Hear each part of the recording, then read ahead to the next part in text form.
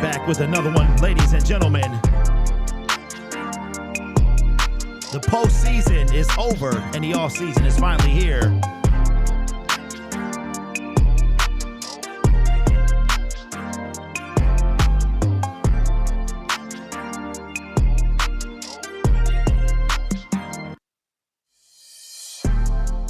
You guys already know, man, I'm feeling some type of way.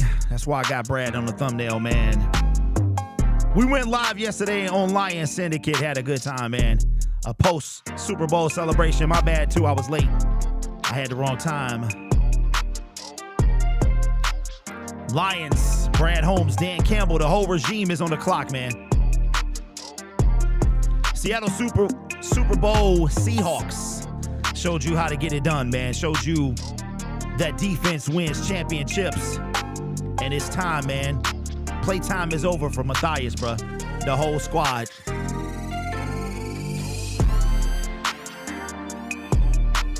I got the single dropping this offseason, man. I got to get in the studio. Me and T-Pain, Usher Raymond. We having look, T.I., we doing everything, bro. It's going to be like one of them where we all take turns. T-Pain going to be on the chorus. T.I. gonna drop a verse. Usher gonna come in and do some ad-libs, man. I'm telling you. I'm gonna catch him next time he come to Little Caesars. Man, you know what? I'm glad the season finally over because I feel like I can reset. You guys might notice, man, it ain't been the same, bro. I've been checked out since December 21st, 2025. When we let the Steelers run all over us, I just checked out, man. I couldn't do it anymore. And now that we all on equal playing field again, man, it feel like I can maybe reset. And I know a lot of y'all feeling the same way.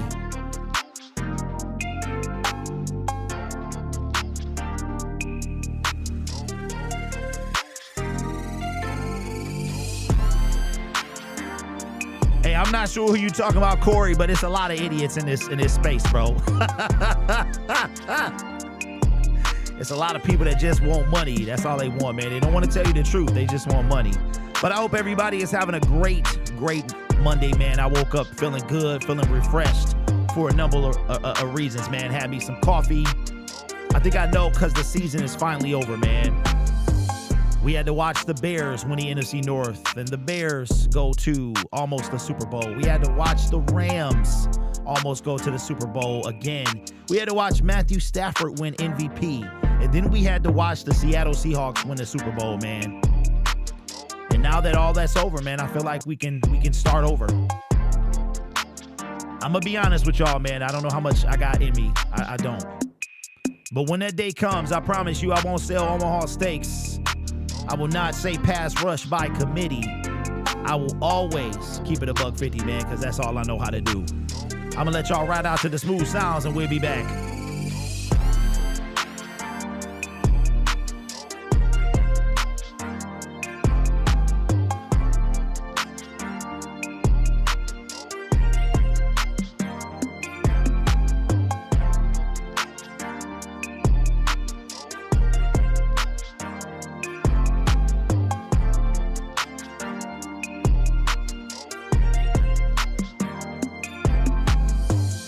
All right, what's up, everybody? Welcome to the show. Spike Kool-Aid. We on a little early today, bro. You know what? I feel good. I feel good this morning, man. Let me hold on. My chair is acting janky. Is it all the way up, bro? I might have to. It might be time. No, I can't get a new chair. My desk is as high as it can go. Shout out to everybody in the comment section. Let me shout y'all out real quick, man. We got Gritty Gringo, Charles. What up, what up? Big Black Coffee. What's up, what's up? We got Braylon Fave. Who else we got? Hot Sauce Man. I'm going to call it right now. We will have a losing season. Dang, bro. Dang, bro. What up, Danny?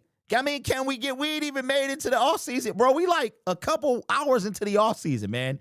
Oh, man. Fave says slept through the Super Bowl, just watched highlights after. Well, you listen, you ain't missed too much of nothing, man. You really didn't. I know, because, look, I didn't watch it, and but I did keep up with it occasionally. I would glance at ESPN. I would get alerts because Twitter was blowing up. Shout out to the Trey Sports Podcast, too, man. It was like alert. Every commercial, he did like a yay or nay, thumbs up or thumbs down. when it came to was the commercial a good commercial or not. So that's it, bro. We don't need a Batman on the D-line. We need a bunch of Robins. You know what the funny part is, man? He's not even going to do that.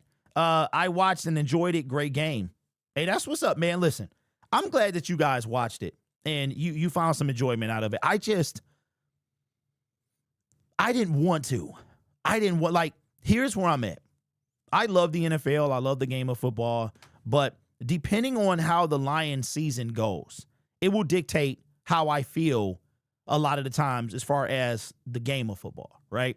And so, I don't know, man. This year in particular hit me hard. It hit me hard because, you know, you got the Amon-Ra St. Brown comment. You have all of these things that have compiled up. And it's almost like the dam broke. Like, it started to crack when, like, this entire regime, okay, I have been on the defense. And by the way, I have never advocated for James Pierce. Nobody, some idiot I had to block today in the comment section on Lion Syndicate, said, you know, once again, I don't know anything, blah, blah, blah. I was advocating for James Pierce. You never heard me. I did mock drafts if somebody else did, you know what I'm saying, and talked about that stuff. But I never was like, oh, we need James Pierce. Never said that. So for me, it's all of this combined. It's all of this combined, man. It is the fact that we have seen things on this team that's needed to be fixed. And you are realizing, and I'm hoping, let me take these off, but I'm hoping Brad is realizing what you need to do. And sometimes you have to act. You cannot continue to sit and do nothing. Give me a second. All right. So I'm hoping that Brad realizes that sometimes you have to move. You have to make a move, right? So we're seeing what's going on. You have even the Seattle Seahawks. They might not have made a move that you expected them to make, but they knew that Geno Smith was not going to get this done. They knew it. And look how Geno Smith performed in Vegas today or this year. But they knew. And Sam Darnold might not be the move that, you know, we needed to make, but it was the move the Seattle Seahawks felt they needed to make. They made a move. They took a chance, right? And we're not talking about a bum. We're talking about a former first-round pick who has shown flashes and whose name is not Marcus Davenport. I'm sorry. There's no good I see in Marcus Davenport as far as on the football field. It's a wonder he was drafted where he was. It's a wonder. Like, talk about a redraft of the 2018 NFL draft. So, for me, I needed to, like, losing to the Pittsburgh Steelers the way that we did our last home game. I was fried after that. Like, I couldn't believe what I was watching. The show that this team put on in front of their home crowd, right? And then you have all the stuff that we saw during the offseason. Then you compile that. And I don't know, y'all. It's kind of, I think that maybe I take this too personal. And the reason I say that is, do I want Jared Goff or St. Brown or Jahmyr Gibbs or Aiden Hutchinson to mope around on all offseason? I don't want that. But you know what I would like, though? I'm going to be real, man. I would like a little more kind of feeling from our team. As a matter of fact, let's have our, what's up, Jay? Let me see. Says, what up, bro? Okay. So if anybody sees a commercial, let me know if you see the picture, like the screen commercial. Because again, I just set up, and I hope, like, I don't know. I've had YouTube Premium for like 7 years. So I have no idea how commercials work. I just tell YouTube to add them.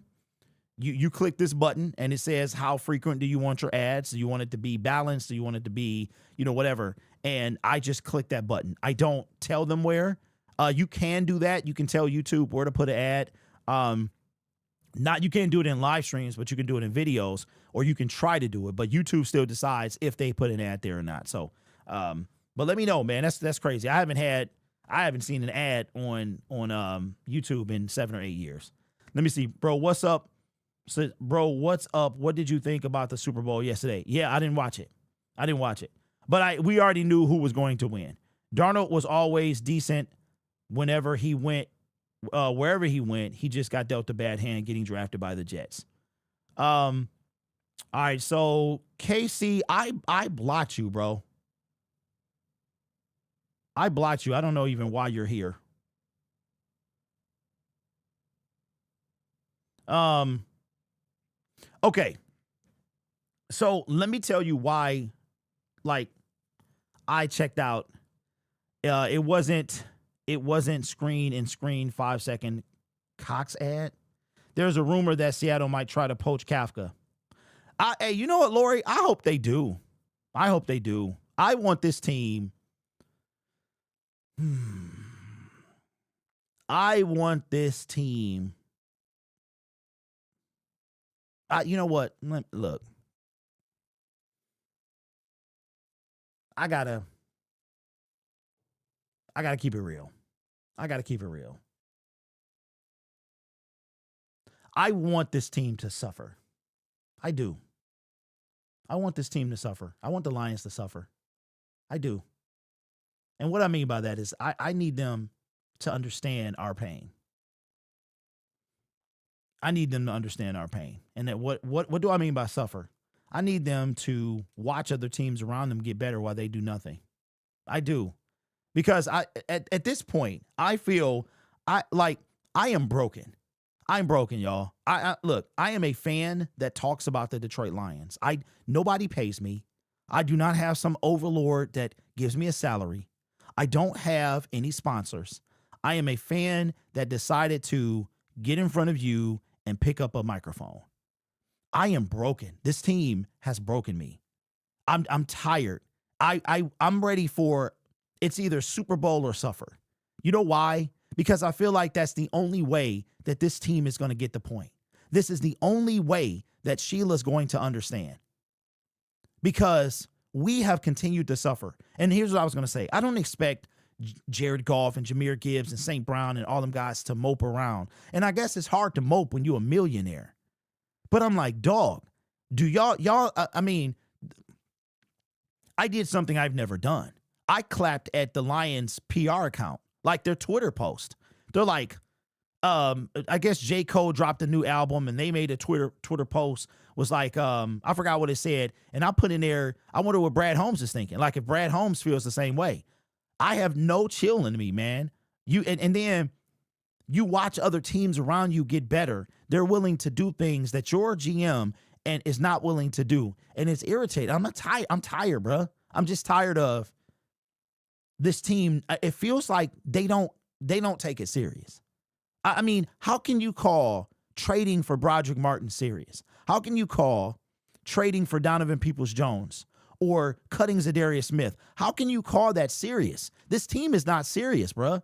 And I'm sad because one of the dudes that kept it real, in my opinion, Spirit of Detroit podcast, he kind of announced his retirement from making content. And I'm sad because he was one of the creators that would keep it $150, and now he's gone, or he will be. And I'm like, yo, so I don't know how many Lions creators are keeping it raw like this. There's a couple, Raw Detroit, one of the guys, right? But I'm like, I want this team. Do they have to suffer? Do they have to be stripped? Do they have to be beat to a pulp in order to understand that you can't just skate your way to a championship? You have to make moves that will take you there. Shout out to Charles with the super chat, says, we lost the team once they stopped competing for their jobs. Like during the rebuild, all you heard was competition for positions. You know what, Charles? That's a great point. That's a great point. It doesn't seem like we've heard that. But you're right. Dan Campbell, Brad Holmes in the offseason when he was there, he would talk about competition. Nothing was going to be, even if you were a draft pick, it wasn't given to you. You had to earn it. And I'm just like, dog, so I'm seeing these guys in commercials. I'm seeing them at the Super Bowl. You doing flips and you playing NBA basketball games or All-Star, like, dog. Shouldn't you be? And I'm loving, I think it was somebody like skipped all the awards. I think it was Max Crosby. Like, yo, and like, I get it. You're not supposed to mope around and just let this govern your entire life. But at the same time, I want to hear some anger, man. I want to hear, dog, listen, we failed this year. We have to get better. We have to get better. That's it. It's to me, it's almost like, is the sense of urgency there? And that even trickles down to the players. Is the sense of urgency there? And if it's not, and let me ask y'all this. If it's not there now, when will it be? When will it be? Y'all keep screaming about like, well, be careful what you wish for, because Brad Holmes, could be, we know what life was like before him, what life after him could be. Y'all better be careful, because he might get replaced. And there's nothing stopping Sheila Ford or Sheila Hemp from saying, hey, I brought you in, I can take you out. And having another regime come in and finish the job. That's like you painted a mural, right? You did the whole thing. The wall was trash. I mean, you chipped the old paint off. You sanded the canvas. You made it perfect for your paint to stick. You did a crazy job. You painting. It's great. People commending you, saying you the best painter they've ever seen. And then there's one corner at the bottom. It's like one bottom left, there's a corner that needs finishing. And you get fired. You prep the canvas, you paint it, you're almost done with your masterpiece. And you get fired because you didn't finish in enough time.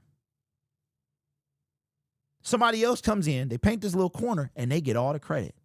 Their name goes on the painting. It's like, so now that the season is over and we're unofficially in the off season, we're like in the pre-off season. Now it feels like we can reset. But like, I've really been battling for the past almost 2 months now with like, yo, man, does this team care like we do? You know what I'm saying? Anzalone gone? Most likely. Just says we have lost a lot of really good players. If we draft 2 starters, consider it lucky. Still losing 4 to 5, not good. That one guy says it's frustrating hearing players talk about the refs every time we lost instead of talking about how they needed to play better.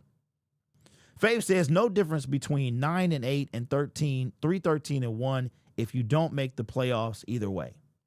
Yeah, you know what, Fave, and that's a good point. That's a good point. You got draft position, and that's pretty much it.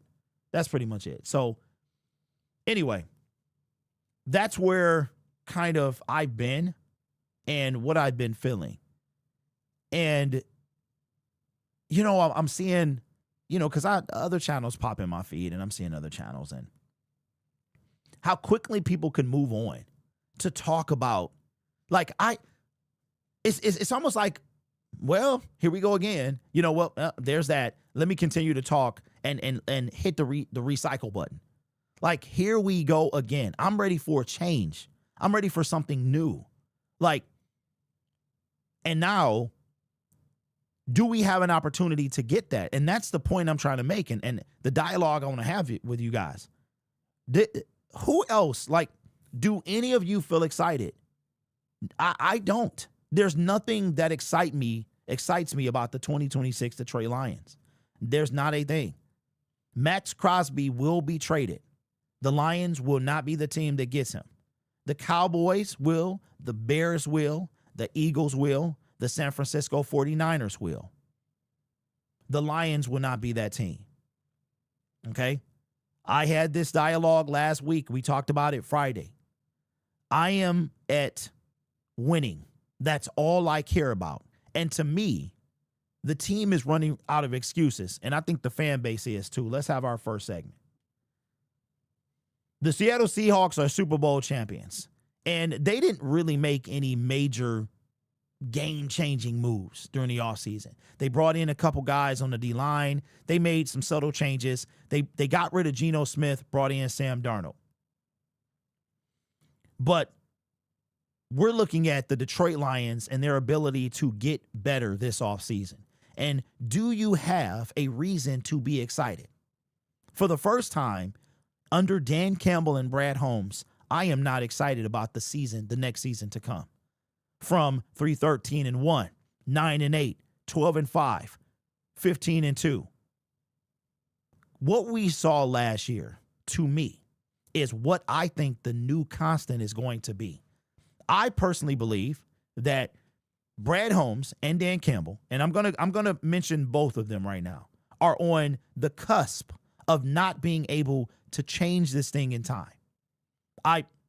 Because our general manager / coach, either one, both, they are not going to do what's necessary. They're not going to do what's necessary this offseason to take this team to the next level. What the Seattle Seahawks showed us last night and before last night is that defense wins championships. What I've seen when you sat and you watched the playoffs, if you watched the playoffs, what did you notice? What did you notice about the Houston Texans defense? What did you notice about the Seattle Seahawks defense? What did you notice about the defenses that were respected in the NFL? They were fast. They were fast. We don't have that on our team. I don't know what my reason for excitement is when it comes to the 2026 Detroit Lions. Charles with the super chat says, got to see Dan or Brad. One will step up, one won't. If I'm going to pick the person to step up, it's going to be Dan Campbell. Because if you ask me, Dan Campbell has always led the charge from the kneecap speech. When Brad Holmes did his traditional, his introductory press conference, he thanked all the people. I want to thank the Rams. I want to thank the Rams. I want to thank the Rams again, and the Rams and the Rams. And what the Rams did, Rams. Dan Campbell said, we going to bite kneecaps. Everybody looking at him like he is a fool. And he said that. Soundbite for days. And then he became respected when we did just that. This is the first season that I have no excitement because we are in such a bind. Not only are we in a bind with the salary cap, with the trade capital, with everything, our general manager is not going to move the needle. That's not what he wants to do. Even on his exit press conference, he said, in one breath, we need to evolve, but in the second breath, we're going to keep doing the same thing we've been doing. See, here's the beauty part about the NFL is that while your team might feel like they're right there and they're not that far off, there is a team that's out there that sees the same thing that you see about their team, but they're willing to say, we're going to go all in, or we're going to make sure that we're better than said team. The Lions don't do that. They don't. Max Crosby will be a Bear, Eagle, 49er, some team he got no business going to. That's where he's going to go. Now, I'm not saying I want the Lions to necessarily trade for Max Crosby, but I feel that I'm not giving any excuses to this franchise. Brad Holmes got us here. Him and Dan Campbell, they need to take us out. I don't care that they have 2 years. That's their problem. That's not my problem. That's Sheila's problem. That's not my problem. Because guess what? Whether it's them or who else, eventually we're going to need a new quarterback. I'm going to still be a Detroit Lions fan. We're going to need a new running back.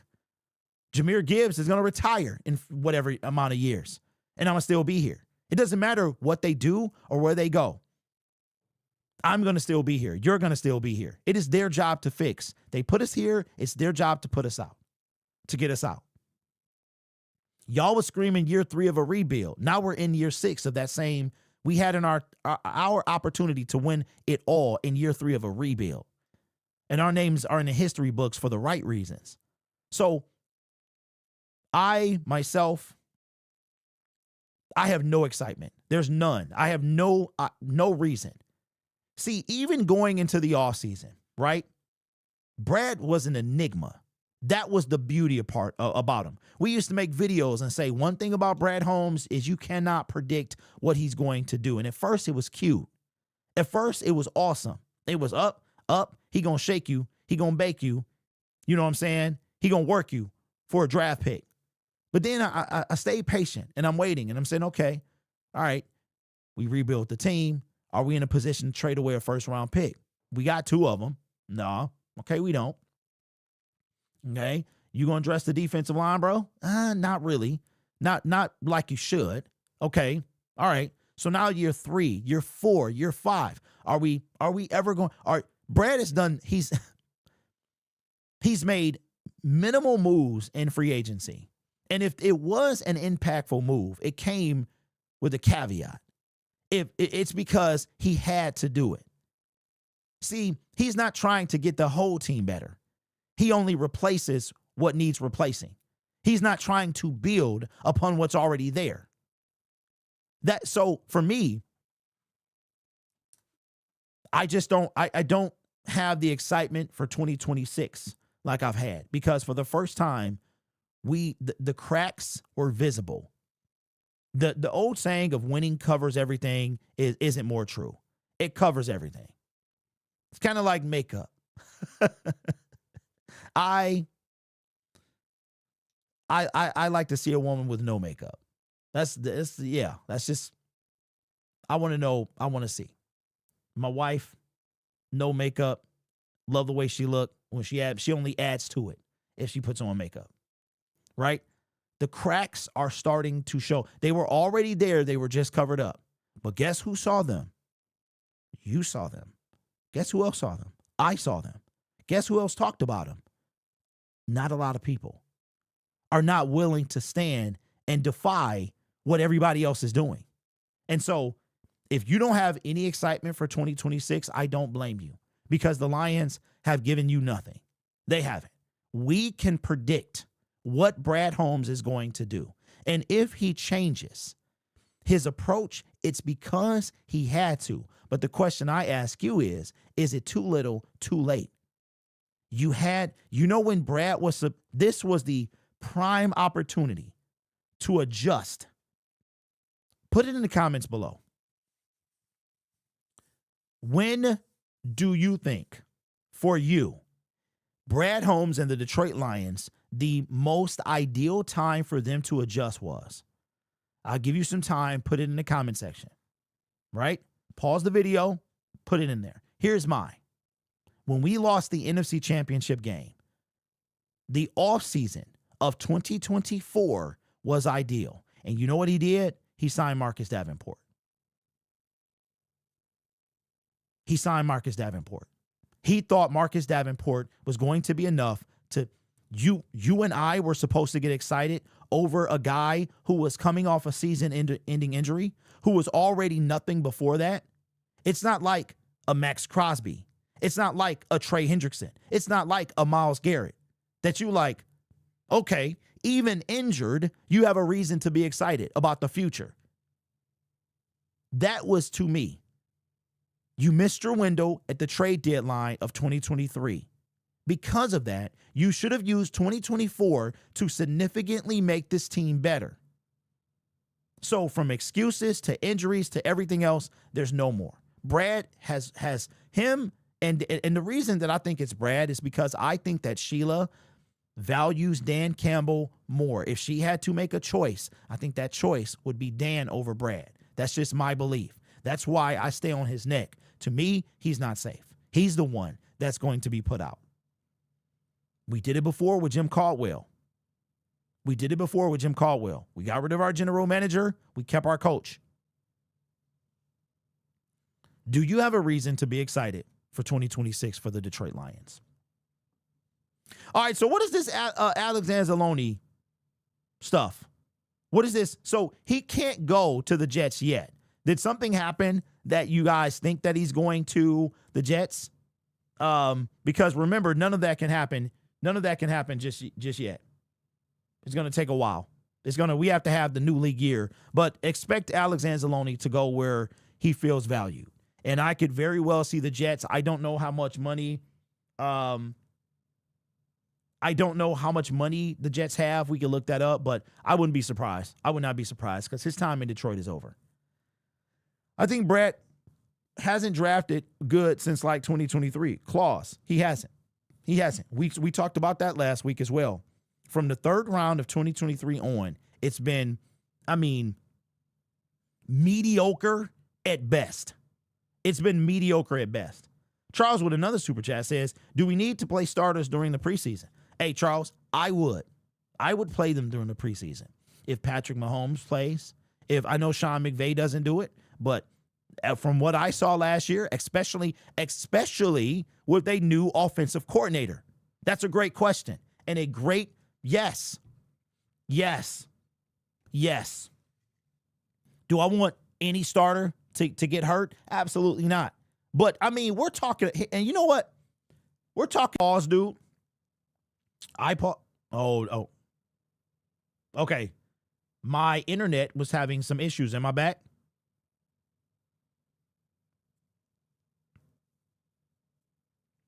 Derek, can I answer excitement after April? Nope. Am I okay? Yeah, I saw my flickering. My software was flickering. Okay, I'm back. What up, Q? What's good with you, bro? All right. So, what were we talking about? Somebody asked me about. Dang, what was it? What were we just talking about before my internet? We might be having some problems with the weather or something, man. I think it's been super cold, but we should be good now. Oh, Anzalone? Yeah, I don't think he's coming back. He's not coming back.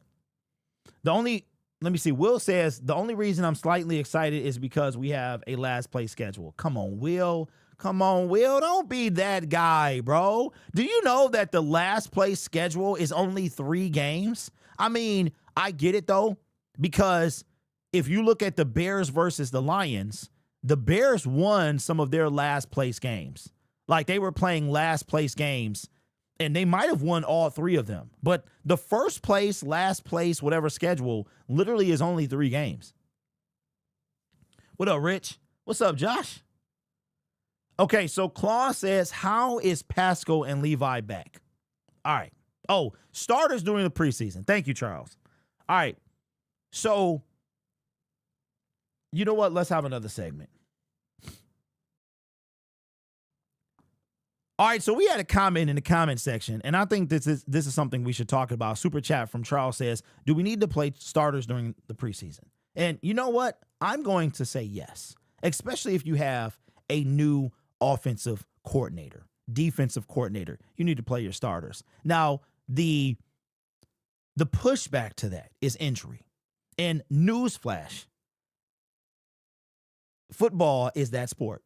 It's that sport. Do I want anybody to get injured? Of course not. Do you want somebody to get injured in a game that has no bearing on wins, losses? Of course not. But whether the person gets injured in game 1 or preseason game 1, it doesn't matter. Like, this is an injury sport. And for me, after what I saw last year, I would play the starters for the preseason. Not the entire preseason. It would be maybe a quarter, maybe a couple drives or something. Shake the rust off. Don't have them shake it off in game 1 of the season in Lambeau Field or game 1 of the season in Arrowhead, which is even going to be worse to play than ever because they're moving out of Arrowhead. So you understand that that's going to be insane whenever we do that again. So for me, yes, if we need to bond and congeal as a unit, 100% I am. Because if you're going to get hurt, you're going to get hurt. It doesn't matter. Look at what happened with Ahmed Hassanin. He got hurt in the preseason. It happens. It's not something I want, whether it's game 4 or preseason game 2. I don't want anybody to get hurt. But this is the reality of the sport, right? So, because you know what's funny is that we wind up having, like, not the same results. Because let's say Jared Goff goes down. We are in a bind. We're probably trading for somebody at that point. Or we're going to beg somebody to come out of retirement or something like that. But whether or not he gets hurt and we miss the playoffs by 1 game, or, you know, or he gets hurt and we get a high draft pick, or we miss the playoffs by 1 game. Like, the end result to me is the same. It's the same. A non-Super Bowl winning season. So I'm going to do whatever it takes to have these guys. And we saw what happened. And my biggest thing is this. Was John Morton the right fit? Obviously not, because he's no longer here. But the way that we came out in that game against the Green Bay Packers, Micah Parsons' first game, shows me that we need to play, because the preseason isn't real football either. So we're going from like off season into think about this. When the Lions faced Micah Parsons and the Green Bay Packers, that was the first real action that these men had seen in over 9 months. Like, real talk. Because even the preseason is like 75% of the real game speed. So I'm putting them out there at least to get timing, real feel, especially rookies. I'm putting them out there. So to me, they're playing during the preseason, but that's just me. Just not the entire preseason, maybe a drive. But you know what's funny is Dan Campbell, when he first got here, they played a little bit in the preseason. I think it's been the past 2 years that the team has not played during the preseason. But when he first got here, I remember we were like, okay, are they going to play a drive? Because I was going to those games. This is when the tickets were a lot cheaper. And hopefully I'll be a season ticket holder, so it'll be, I guess, better. But I went with my son, and we got to see the first unit. We got to see him out there. So I'm putting him out there at least a drive, man. Maybe a quarter, man. Because, I mean, think about this. All the snaps that the players take, the likelihood of you getting hurt in the preseason versus the season, I mean, it's all the same. It's all the same, right? So for me, I'm playing them at least a series, maybe a quarter, but I'm not going to do like a half or stuff like that. You know what I mean? That's more opportunity for them to get hurt. But for me, they're playing during the preseason. After what I saw last year, you got to put them out there.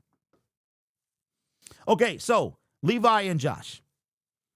How are Levi and Josh back? Levi and Josh are back because it was a stipulation in the CBA that allowed them to be back, to basically for their contracts to be told over because of the wording in the CBA and where the Detroit Lions placed them. So basically, they placed Levi was on the PUP list, Josh was on the NFI list because they were not on injured reserve. And they didn't play a certain amount of games, and they were never on the roster. And as far as the active roster, then their contracts basically got pushed back a year. So now, whatever, Josh is now officially on the last year of his deal. Levi, the last year, what we signed, and the price went down too. I know it went down for Levi. I don't know about Josh, but the Lions can still decide to cut them, but they're not free agents. But I made a video on Lions Syndicate about it. Charles with a super chat says preseason is where you get first chance to fix issues. And it's also when the players get any kind of real football, right? Like I'm gonna keep it a buck. I've been doing a lot of thinking. And if I become a season ticket holder, I'm only going to the season ticket holder practices. I'm not going. It's great for content, but you know what? Somebody else will go. Shout out to Detroit Sports Podcast. He'll be there. A lot of the beat writers, it's their job to go. I'll let them go. I'm gonna go season ticket holder days. That's it. I'm thinking I'm not even gonna get preseason tickets. I'm not even gonna try. If I'm a season ticket holder, I'll try to get those. If not, you can have the rest of them. I'm going here, I'm watching the preseason, and our team comes out and falls flat. All of that stuff mean nothing. You know what it is? It's just excitement. That's it. Just watching Terrion. He looked great. In training camp. Was quick, was, you know what I'm saying, twisty. He looked great. Came out, not so much. Khalif Raymond looked, man, okay, Khalif, you sure this your last year? We didn't even play the brother. Right? So I'm like, for what? None of that stuff matters. That's where I'm at, y'all. None of that matters.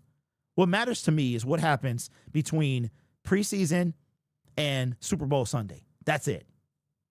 So my training camp, going to all that stuff is over. I'll go to, if I become a season ticket holder, I'll go to those if I can get tickets. If not, it is what it is. I'll wait till somebody else come home or one of the beat writers come back and I'll tell you what they say. Because I'm like, who cares? Who cares, bro? It's the same. Who cares? We already about to lose Kafka. Yes. Yep. Danny says, bro, I want to be excited about the Lions, but it's frustrating because it puts my head in a bad space. We already about to lose Kafka. I trade a lean for Max and Tyleek. Start with Max, Aiden, and Roy. Listening to Detroit Lions was good. Stream last night. Yeah, he was good, man. I've been trying to get him on the show, but I'm trying to fix this stupid software, bro. Well, you know what? The software ain't stupid. It's just the way that it's communicating with my mixer is a pain, bro. It is such a pain. And so I'm really trying to fix it. Terrible was the only one in training camp that was trying. That's why he stood out, him and Tesla. Yeah, that can make sense. Terrion with a Seattle scheme would wreck games, work smarter, not harder. That training camp tape can be deceiving. What up, guy? What's going on, man? Says, I'm low-key done with Brad. I don't even want to give him another year. You know what? I'm not mad at anybody. Anybody in their opinion, man. I don't know, y'all. I feel it, bro. I feel it. Look, the numbers are showing. If you're not clickbaiting people, your Lions people are not. It is a real thing. It's like fatigue is a real thing because I have seen the numbers, right? When I started Lion Syndicate we were bad. That was our 3-13-1 season. I started Lion Syndicate. We had not won a game. But you could feel something in the air. You could feel it brewing. I don't think that anybody's going to be talking about the Lions this offseason. I just don't. And I know people are like, yeah, you know it's better when they don't talk about us and blah, blah, blah. And I'm like, okay, it's all right. Keep on trying to say we ain't gonna do nothing. I mean, look at them. They were right. They were right. They said we weren't going to make the playoffs. They were right. And we didn't not make the playoffs. We were done on Christmas Day. Like we went into Christmas Day on life support. Look at what happened this year. Look, I am ready for, and I think that's why I have been kind of on pause with my content. Because if you look at the 2025 season as a whole, and you start from the moment we lost to the Washington Commanders, everything began to unravel.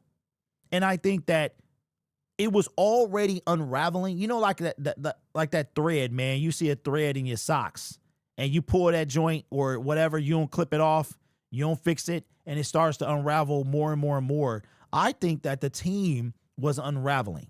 And I think we saw it unravel in 2025 from the loss of Ben Johnson and Aaron Glenn to the fact that Brad did not do enough to make this team, to keep this team competitive. That's what happened. And so for me, watching a team go from Matt Patricia to 3-13-1, but you saw that they had that dog in them. Like, yo, the Lions were in a lot of games, but they needed to learn how to finish. And you know what? In 2021, we were talentless, bro. Like, we didn't have any talent. We didn't have a bunch of, we had like Mike Hughes and Juju Hughes and another Hughes. Like, it was people, and you like, who? And if you were to go look at the 2021 roster, I would be surprised if more than 10 people are still in the NFL right now. I know Mike Hughes was on the Atlanta Falcons playing very well. What's my dude name? Kadero Hodge that we picked up in the throwaway. He was doing very well over there. A lot of people got their start, kind of got noticed that year with the Detroit Lions, right? And the team, the excitement, because we started off and we were still like, look, we knew 2021 was going to be rough and we was going to ride with this team no matter what. As we watched Stafford, and I think for some of you guys, Stafford might have carried that weight a little bit. Like, you could see your team suck, but because his was doing so well, if you were one of those fans, it kind of took some pressure, took the burden off of how bad the Detroit Lions were, because you at least got to enjoy Matthew Stafford's run, right? But it's the way we ended 2021 that gave us excitement. We had the horrific tie against the Pittsburgh Steelers, but then we go 3-3 after starting 0-10. We go 3-3 down the stretch, 3-3-1. And we had excitement. You say, you know what? All that stuff Dan Campbell was talking about the kneecaps and all that, that is 100%. We saw it. We saw it happen. Shout out to Charles with the super chat, says, NFC Championship game was where the timeline changed for the Lions. I agree. Right? So then we go into 2022 and we got the second pick in the draft. And this is why I'm really trying, y'all. I'm really trying to really stay involved and to stay passionate about this, because we're going to 2021 or 2022. And you know what I detest? I detest losing. And I detest when a fan base says, well, you messed up a draft pick. Aren't you supposed to win games? Aren't you supposed to win games? Right? So we missed out potentially on Aiden Hutchinson. Yeah, it broke my heart. And I was, please, Jacksonville, please. And about 10 weeks before the NFL draft, Trayvon Walker comes just blazing up the combine trail. He was a combine workout warrior, killed it, upped his draft stock, and what do you know? They take him. They drop Aiden in our lap. Excitement, right? That was the first year of the Matthew Stafford picks. And I think that I have logical conversations with you guys. I mean, I know I'm animated. I did, a lot of that stuff is during the season, or I crash out when Brad continues to do stuff like this. Because if you really think about it,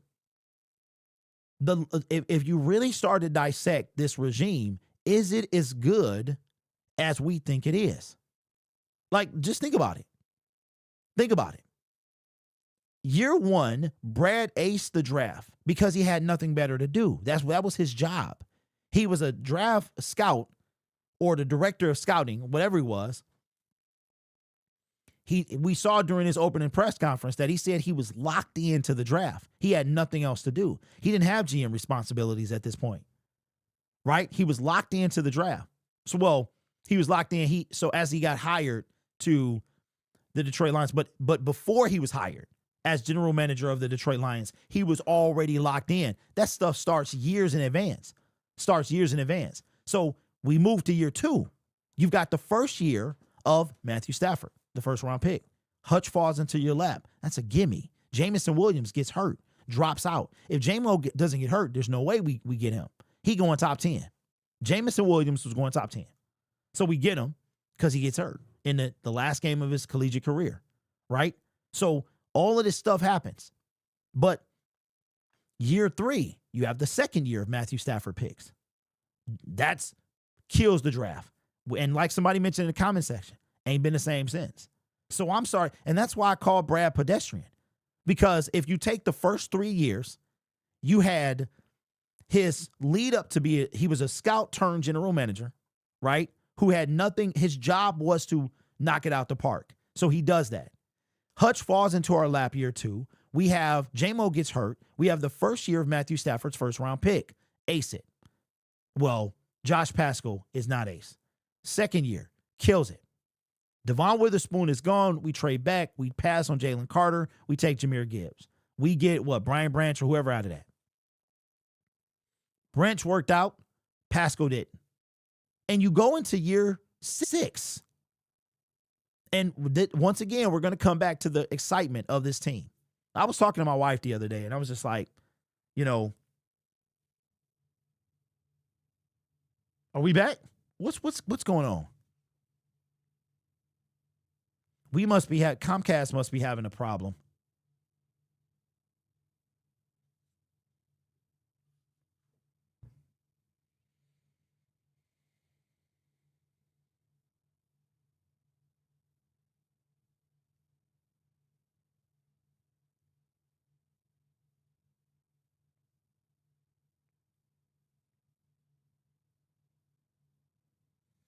Okay, Comcast must be going. It must be going through some stuff, because this almost rarely ever happens. All right, well we'll be wrapping up the show in a minute, but you know what, y'all, it's not doom and gloom. And I was talking to my wife the other day about this, and I was like, it's hard to be excited because even in the offseason, it's hard to be excited. And I feel when we start talking about the team, I find myself getting excited again and stuff like that. But having time to reflect where your team is not playing, but football is still going on, and you see what other teams are doing or what they have done, and you see what your team has done and the results. And don't get it twisted, man. NFC North, back-to-back NFC North champions, wild card win at Ford Field, NFC North championship game. Like, I'm grateful for all of that stuff, but I'm like, we go into year 6, and now we are like, I think this is a big year, and I think it's bigger than a lot of Lions fans want to admit for this regime. I do. I don't know how they fix it.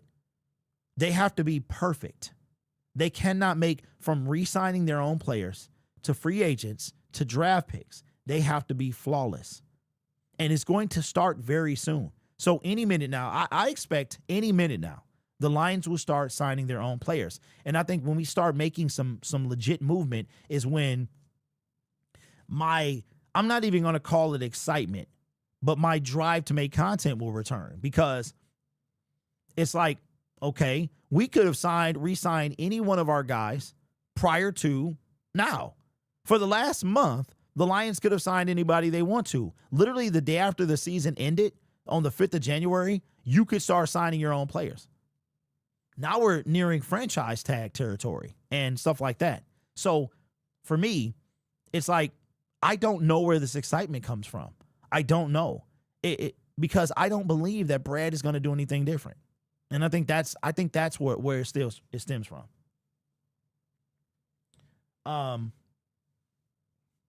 Let me see. We brought Kafka in the pass game right now. So basically back to square one, assuming Petson gets both roles. So, Claus, you stupid, bro. You are stupid, bro. All right. So, Rufus with the super chat, man. What's up, bro? 999 says, what's up, big dog? What's your take on Lions' overly aggressive practices and possible connection with the injury-plagued seasons we've had recently? Should MCDC reel it back this season? I saw a clip. I didn't watch it, though. My intent was to watch it, of an NFL player saying that was probably why. And I know a lot of you in the comment section, Lions Live 365, he has been on about the overly aggressive practices. And, I mean, I don't know. I don't think the Lions are the only team that, like, okay, so, Rufus, let me ask you this, and people in the comment section, what could the Lions be doing differently? The NFL sets a cap for how many padded practices you can have. They set a cap for that. And if you are running low, you have to change up your tendencies, right, to abide by those regulations. So, I mean, I'm sure there are other teams out there, but that practice maybe on the tougher side. I feel like it's part of who we were. It's part of who we were. I don't know, man. I think injuries happen. I don't know. Yes, Fred Warner, that was the one. Thank you, Rufus. I knew it was something, and it was on a podcast, right? But I never watched it. I meant to watch it, but I never watched it. I firmly believe he won't even be that aggressive for Crosby. I think Crosby ends up in Dallas, Tampa, or maybe even the Pats. So I agree that about the Crosby. He's not going to be here. Brad it's just, I don't know, y'all. Like I see Brad irritating me because we're about to hear a lot from him. This month begins the owners meeting and the combines, and either we'll have a reporter catch up with him or we'll see him on camera. And I don't know if I'm buying into what he's preaching.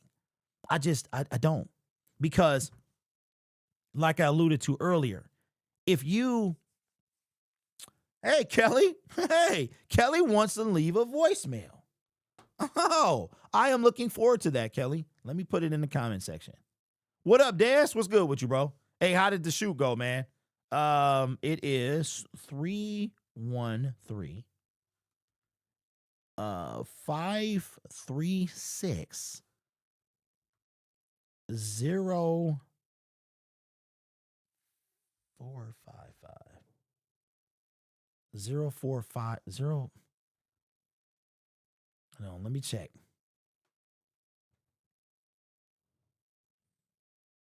I think it's 0455. Yes. See, I almost messed it up. 0544. That's the number. See, I almost messed it up. Okay. So Andrew says, I hear the Lions are targeting Kayvon Thibodeau, but I'm not sure if he's a good fit. Okay, Andrew. Where did you get that information from? Where did you get that information from? Because if I'm not mistaken, I think that Kayvon, the Giants picked up year 5, right? Yeah, I think they picked up year 5, didn't they? Because if they picked up year 5, it doesn't make sense. If they didn't, then it does. Brad is basically useless right now, to be honest. If it makes the team slightly better, then Brad won't do it. Aaron says, I was just telling folks at my party last night that Seattle winning the chip being the first seed make us look incompetent. LOL, we need to be in our bag this new season. Well, Aaron, I hope you enjoyed your party. I remember those days, bro. I remember when I was in my 20s and every year it was like, what is Super Bowl party at, bro? You know what I'm saying? But now at 46, I ain't even watch it. But before, it was like my wife and I on a couch watching the game. Yeah. Well, before, I was streaming the Super Bowl on one of my other channels, but yeah. Lori says, is it just me? Okay, all right, Des. Hey, that's what's up, man. Says, is it just me or the Lions historically will not go out and get these great players like Crosby and Garrett? No, it's not just you. It's not just you. Rich says, all these seasons being a Lions fan, I've never been so bummed as I have this season. Maybe it's because of my open heart surgery, not sure yet. You know, Rich, that could play a part, or the Lions just do what they do and disappoint you. Okay, so the Giants did pick up his 5th-year option. Okay, so that means we have to trade for him or he gets cut, so we're not trading for Kayvon Thibodeau. We're not trading for anybody. Okay, at work right now, but we'll be leaving a voicemail soon. Okay, Kelly, fantastic. No, Rich, that's not my personal. So now y'all can't hear me, bro? What is happening? All right, I'm done. I'm done. If we done had so many issues today, man, I'm so done. I'm so done, man. Okay, y'all can hear me? Okay, great. So let me just say this, y'all, and we'll wrap up the show.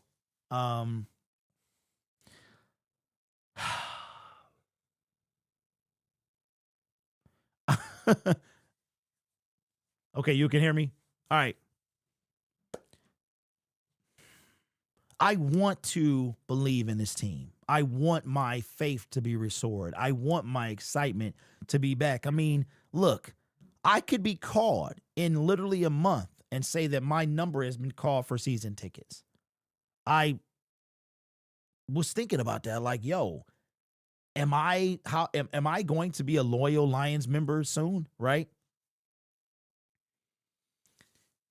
But the way that, and I think what has really started to affect me is, like, I'm not a machine, y'all. Like, I'm a fan of the team who decided one day in 2021 to create a YouTube channel specifically talking about this team, but was doing it on another channel for 4 years before that, right? And it's all caught up to me. I start making content right when Jim Caldwell was on his way out. That was the reason I started. It was Matt Patricia's, like, I had to say something. So I chose to speak on YouTube. And this was 2018, somewhere around there. YouTube was less commercial than it is now, but it was, it's a great platform. I'm just saying it was a different space back then. It was so long ago that the monetization practices were different. The 4,000 hours of watch time, the 1,000 subscribers, that has only been around for 6 years. I used to be monetized before that came. And then I was kicked out of the program because I didn't have enough watch hours. I didn't have enough subscribers, right? It's all catching up to me. It's all catching up to me, man. And we sit and we're like, Brad, okay, do this, right? We don't know. We're fans and basement general managers. And we like to joke about it. Y'all like to joke with me about it. And we don't have to be general managers to see where this team needs to improve and that it needs to dramatically improve in this position. The Lions need to overhaul their defense. That's the bottom line. You can see that. I can see that. They have to do that or they won't. To win a Super Bowl, you need perfection. So we've seen the offense have to be perfect. And that's why Jared Goff gets so much blame. Yes, he has a bad game, but if he has a bad game, the defense is not enough to overcompensate. I mean, look at C.J. Stroud. C.J. Stroud had a miserable game, and his defense almost was enough. It almost was enough, right?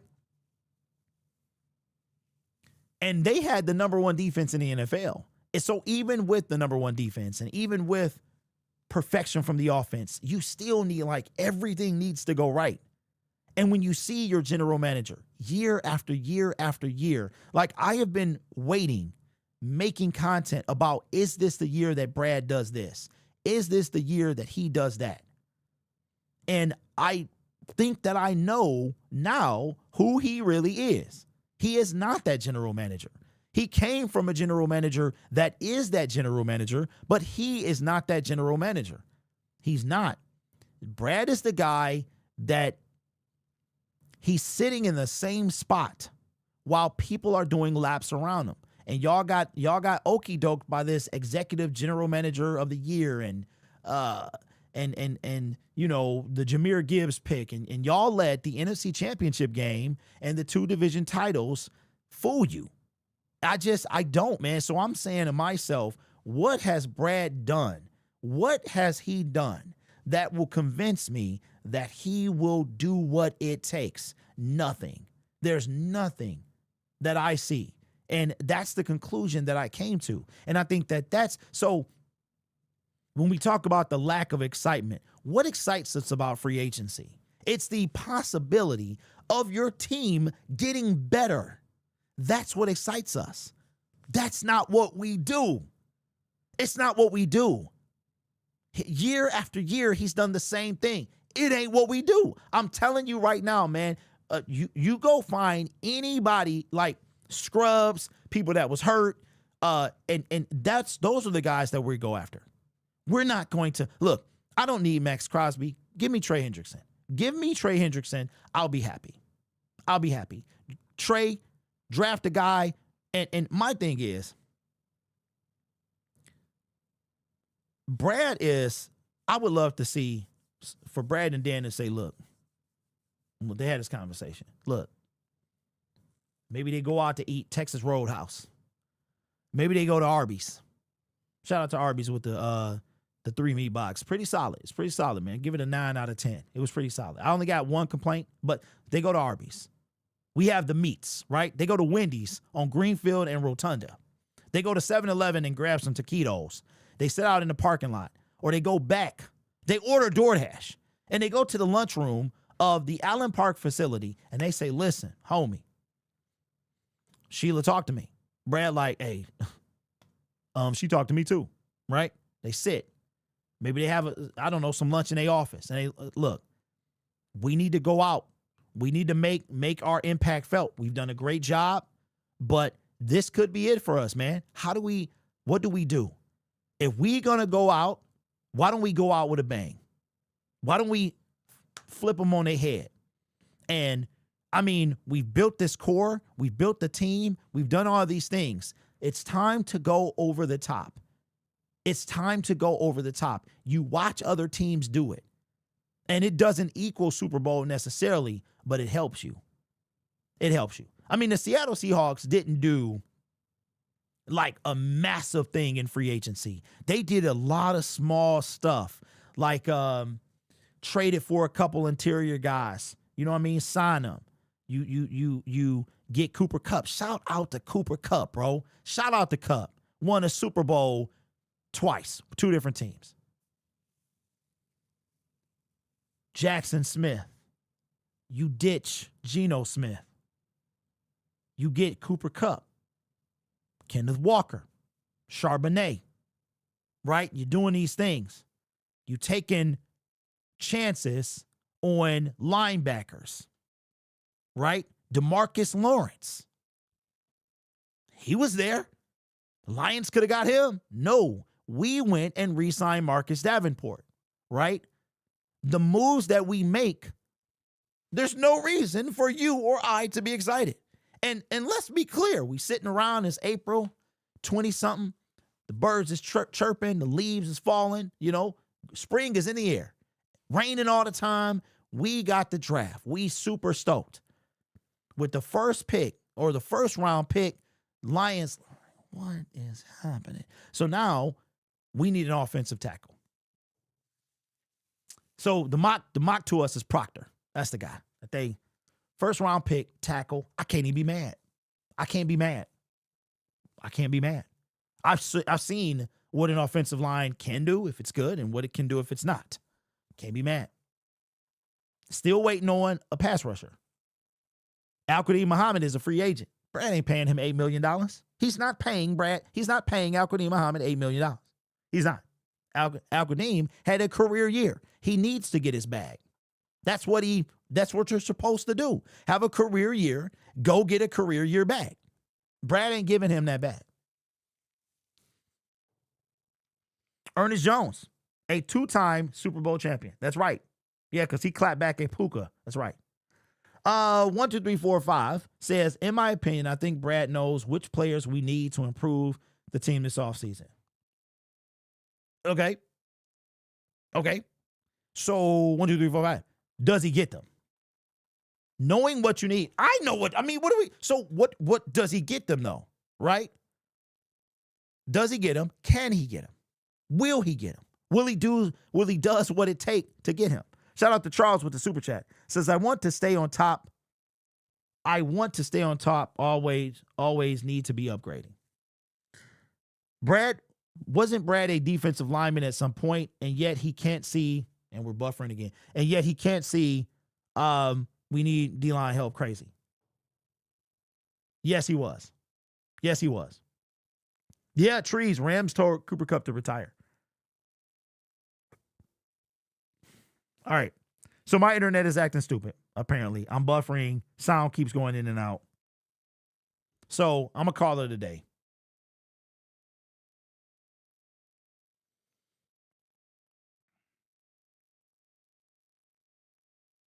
See, I knew y'all was going to call the number. All right, let me see. Since we got 2 calls, I might as well try to bring those on, and then we'll wrap up the show because my internet Comcast must be going through some things. So when my wife gets off, I'm going to have her reboot the modem. Sometimes you have to do that. And we paid the price for the top speed.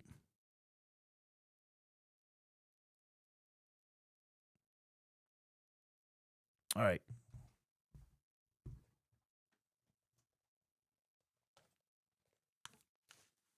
All right, we had a couple people called in line, so we'll bring them in, and then we'll wrap up the show. I promise y'all, I'll get back to a place where I'm my old, my usual self, but it's just hard. It's hard because I don't feel a reason to be excited. Like, we went into great detail about why.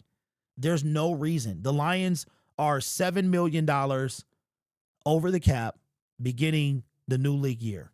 $7 million. We can't even do anything unless we get some restructures. And this, listen, y'all, we not even better yet. You understand what I'm saying?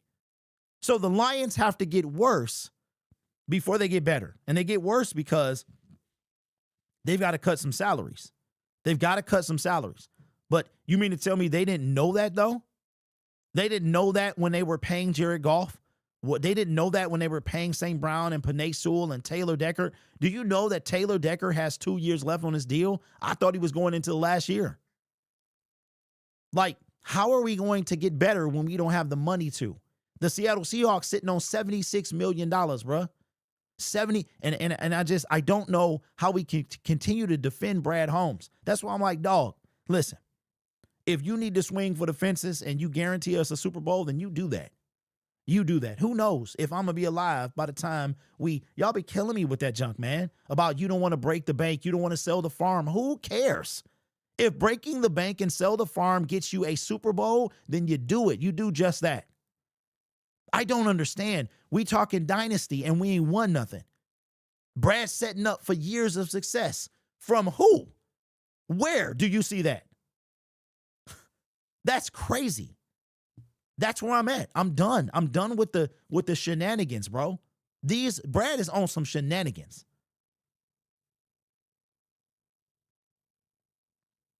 Hopefully this worked. Yo, what's up, Derek? This is Dion out of Saginaw. First and foremost, I want to say, don't give up hope. I know it can be tiring, but we need somebody like you to really tell the truth about our Lions team that we know and love so much. To get to the point, man, in the aftermath of the Super Bowl and now in the first day, I guess you could say, of the NFL offseason, man, the stakes are even higher for Brad and Dan now. And, we've heard from all three parties. We've heard from Dan, we've heard from Brad, we've heard from Sheila. Now it's time to put their money where their mouth is. If you're really serious about, competing for a championship, bringing the championship to the city of Detroit, you have to do what needs to be done to put your team over the top. Now, given the history of this general manager that we've had in Brad Holmes, I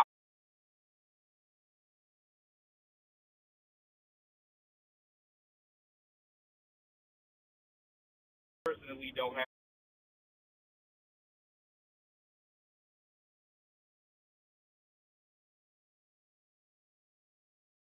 and watch some of the clips.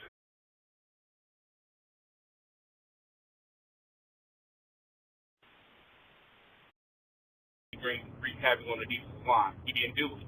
He had an opportunity in 2024 to do that exact same thing. He didn't do it. He even had an opportunity this past offseason. You had an opportunity to bring in Carlton Davis and make him your cornerback one until Terrion was ready to take over his cornerback one. You didn't do it. You doubled down and re-signed Marcus Davenport when there were several better options out there. One of them being a DeMarcus Lawrence, who, guess what, left Dallas, joined Seattle to immediately get a return on the investment and getting the Super Bowl. So, look, at the end of the day, for all the Lions fans who want to continue to keep hope and keep faith in Brad Holmes, I ask you this. If he had the opportunity to do what he should have done back then, what makes you think he's going to do it now? You can't sit here and say, oh, well, he got other issues or other, holes on the roster to fix. He created those holes. So guess what? Do your job, fix the holes that you created, and continue and fix the holes that should have been fixed in the first place. That's all I got for you today. Hey, appreciate you, bro. It's so he was calling from his car, so he was going through like his car Bluetooth to, and so, but yeah, this look, we gonna get it right. We gonna get it right. We gonna definitely get it right, y'all. We gonna get it right. And again, I have the text line as well. All right. All right. So Tails sent me a text because you can call or text the number. Says, "Sup, Derek? I feel your pain right now. I can't say that I blame you or anyone for feeling that right now. 2025 was just a huge letdown. This could very well be Brad's last stand come 2026, 2027. But all of this was his doing. from not only Jack, from not doing Jack at all the deadline and picking and drafting subpar players for our team. He just put us in a position that we may not get out of in time. It's just kind of sad, to be honest. And all of that is true. All of those things are true. So I am, again, y'all, what y'all hear is, yes, you can send a text to the number. The Detroit Lions D-line is fine, Rose says Brad.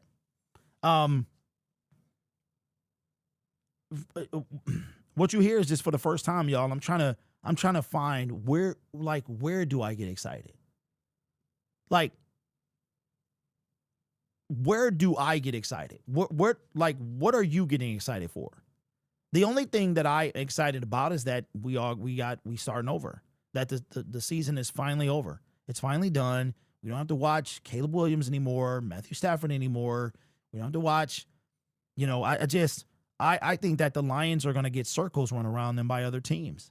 And I feel like the Cowboys, I feel like, the Bears are going to be one of those teams. They're going to find a way to get stuff done. Ben Johnson, he's a thief anyway. He's a snake. He watches, and he's going to try to make sure that nothing comes our way. I mean, and that's what he's supposed to do, honestly. He a snake for taking the job in the division, but now that he's got it, he's supposed to be better than us. He know where we came from. He know where he came from. Pool with the super chat says the Lions have a $120 million. The Lions have a $120 million of dead cap to deal with from Hutch, J-Mo, and Kirby deal already. Don't expect a ton of restructures. And you know what else is funny too? Like, you talk about, to bring up Pool's point, you talk about selling a farm, but low key the Lions can do that in this way by the contract extensions. Y'all ever thought about that? You ever thought about that, man? That the Lions can sell the farm to their own players.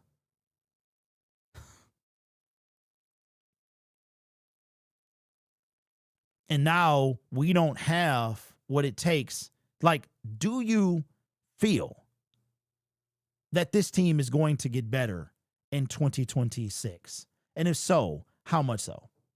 We've seen now what we need. We need a fast defense. We don't have that. I don't know how Brad pulls it off. He is going to have to be his Christopher Nolan tenant right now. He gonna have to, a movie you got to watch 3, 4, 5, 6 times. You got to look up YouTube videos about what the heck did you just watch. That's what Brad is going to have to be. He's going to have to be the protagonist. He's got to figure this out with, you know what? Brad Guyver. I should make a shirt. Don't steal this either. I should make a shirt. You know what? I am Brad Guyver. Because he's going to have to be MacGyver to fix this team. Because is while we were up there winning and he was out passing contracts out like candy. And now everybody got cavities. It made history, not history per se, but it was everywhere. That the Lions signed, I think Aiden took it to $1 billion. 900 and something million dollars between 9 players. How is Brad going to pull this off? The 1A says, no, I don't. Not while Brad Holmes is GM. They're so close, it only takes a few key moves. Okay, Lava. So what are those moves? What are those moves? Like, tell me what they are. You don't have to be like specific, player specific, but what moves? Taylor Decker will dictate what we do at left tackle, right? We need a center. We need a good center. A good center is going to cost money. Frank Ragnow has already been told, we have already been pretty convinced he's not coming out of retirement. So that's over, right?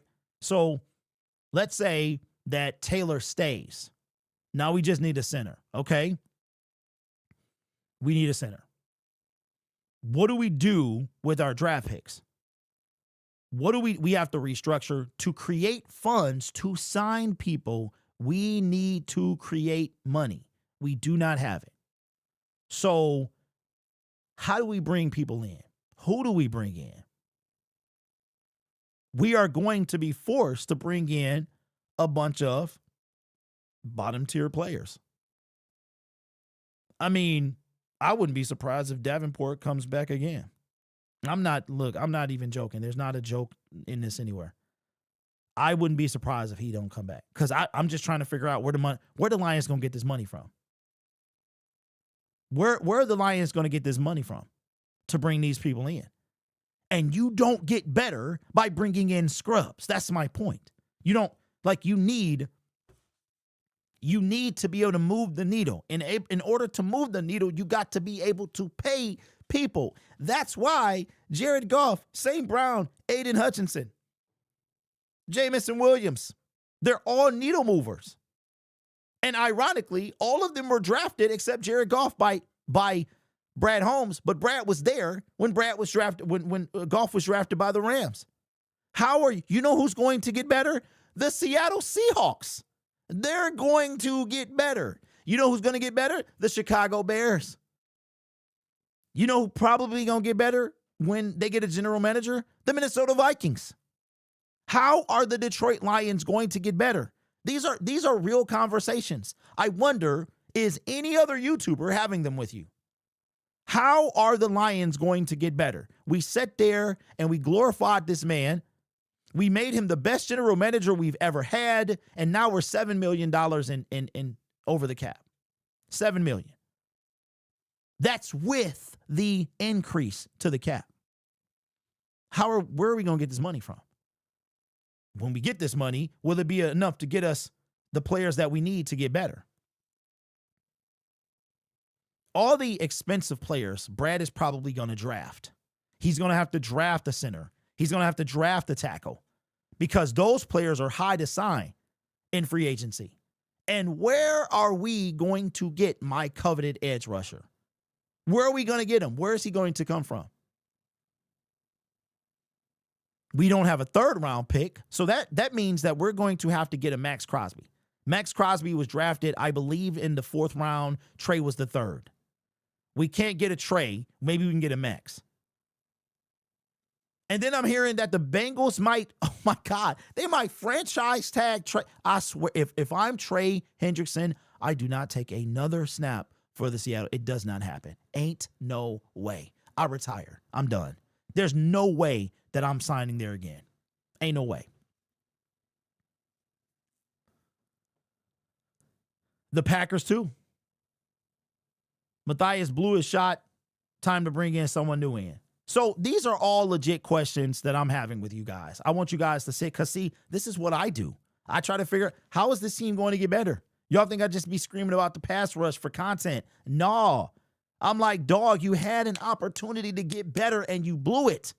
You blew it, man. And then when we go and then the Stafford picks are done. And since the Stafford, okay, let's do this. I did this many, many years ago. Or I'm sorry, I'm all over the place. Stafford, we're going to look at the Lions, Detroit Lions. Okay. Now we're going to go, you know what? I went from done, about to wrap up the show, to now we going into like super overtime. Because I want to shout out to Javid Best as well. Javid Best is a police officer in San Francisco. Shout out to Javid.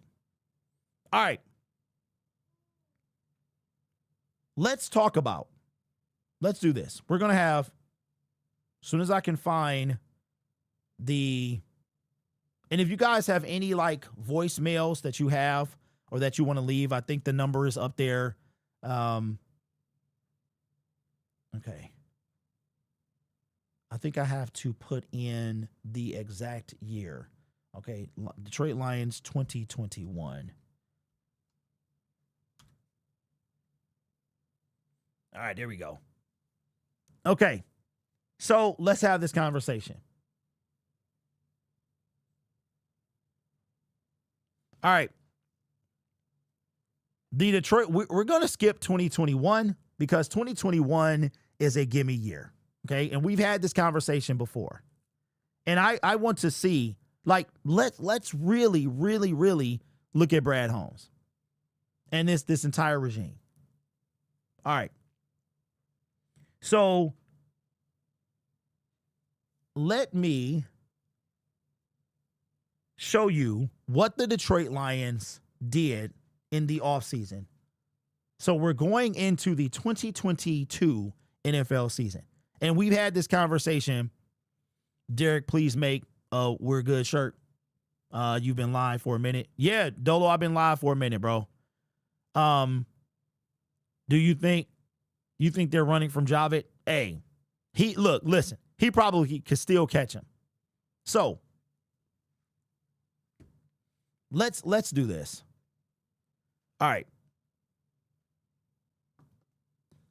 So we're talking about the Lions and how where's the excitement going to come from in the 2026 season. Brad Holmes and Dan Campbell have 2 years left on their deal. And it's hard to find the level of excitement, but we've looked at, we know the good that Brad has done and what he was able to do. All right. When you break down the 5 years, the 5 off seasons that Brad has had, to me, something really stands out. Off season number 1, his hands were behind his back, but he still killed it with what he had. That began to give him a lot of praise, gain him a lot of praise. Year 2 and 3, he had Matthew Stafford's pick. I think the real Holmes became apparent or clear. We started to get a better picture of who Holmes was in 2024, in the offseason of 2024. Are the Lions going to get better? How much better are they going to get? They're already over the cap, $7 million. That's with no restructures, no cuts, none of that stuff. So we already know that we have to create money. But even if we had the money, is Brad going to do anything significant? Probably not. Let's look at the past. We're going to look at the additions and subtractions from each season from 2021 to 2025 of what the Detroit Lions have done. All right. Now, of course, this is Wikipedia, and for the most part, it's right. This is what the Detroit Lions did in the offseason of 2022. So this is heading into the year that we were 9-8 and we just missed the playoffs. They brought in Chris Board, DJ Chark, Mike Hughes, Jarrett Davis, who I don't think made the team, Garrett Griffin, Deshaun Elliott, Justin Jackson. Now, a couple of those guys went off to have pretty decent careers. Mike Hughes wind up going a couple places after he left us. I think it was the Falcons. I think he spent a year with the Vikings and then went with the Falcons or something like that and was there. Deshaun Elliott, or maybe it's him. Deshaun. Mike went to, I think he wound up on the Dolphins, and Deshaun wind up with the Pittsburgh Steelers eventually. Those were our gains. Who did we lose? We only lost Trey Flowers. And I think that's the year that we cut him. So those are, and then who did we draft? We took Aiden Jamison, Josh Pascal, Kirby Joseph, James Mitchell, Malcolm Rodriguez, James Houston, Chase Lucas. Okay? Look, this is the 2022 draft. James Mitchell, bust. James Houston wind up not even being on the team eventually. Chase Lucas made the team, not really thrilled about once. So now dissecting this, right? You've got Aiden Jamison, Josh didn't work out, Kirby did, James didn't, Malcolm did, James Houston didn't, Chase Lucas didn't. Okay? Now, let's go to the next year. And all of this is in lieu of what should we expect from Brad Holmes this year? And what should we expect from the Detroit Lions in 2026? Now, we got a little bit better. Alex Anzalone, Michael Badgley, and no, these were the free agents. So these are the people that we wind up bringing in. C.J. Gardner-Johnson, Graham Glasgow, Marvin Jones, Mac McCain, Jake McQuaid, David Montgomery, Emmanuel Mosley, Jalen Reeves-Maben, Cam Sutton, and Patrick Murtaugh. Those were the guys that we brought in. This is the free agency. There is not a single defensive lineman on this list. Okay, now we were ranting and raving about C.J. Gardner-Johnson, and we know how that turned out.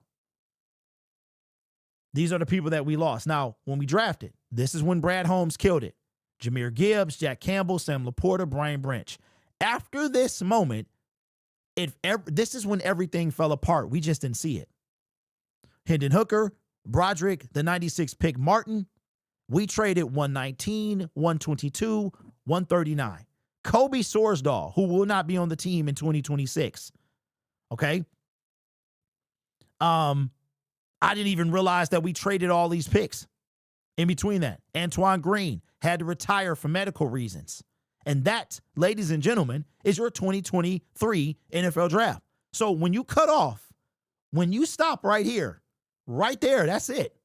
So we already combined free agency with the draft, and this is the pinnacle of the Lions' tenure with Brad Holmes. This is the plateau. We go to the NFC Championship game with this roster.